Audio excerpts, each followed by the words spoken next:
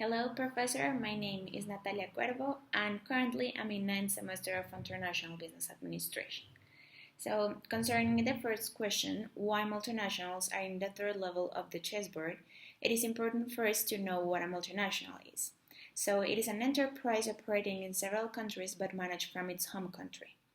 Talking about the chessboard levels explained by Joseph Nye to know the link between the two concepts, the third level of it is a realm of transnational relations that cross borders outside government control.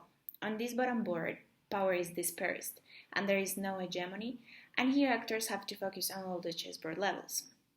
So, since we are in the era of disruption, as you explained in the webinars before, changes are happening all the time and connections between countries are growing even more every day.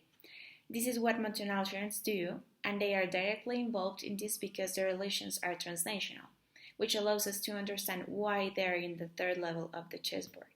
They are cross-border, which means government doesn't have control over them, even though their business must be regulated, of course. Okay, so now talking about the second question, that is, what's the meaning and extent of cross-border international business management? First, I'll talk about the concept.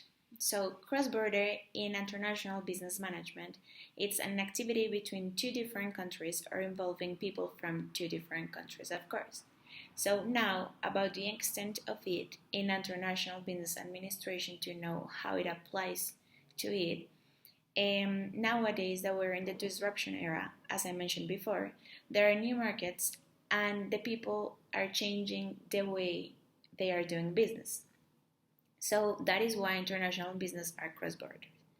Logistics and technology are making these business relations way easier, and also it's important to know there are cross-border services as well, which are divided in four modes. So the first one is the cross-border supply, the second one consumption abroad, commercial presence, and presence of a natural person.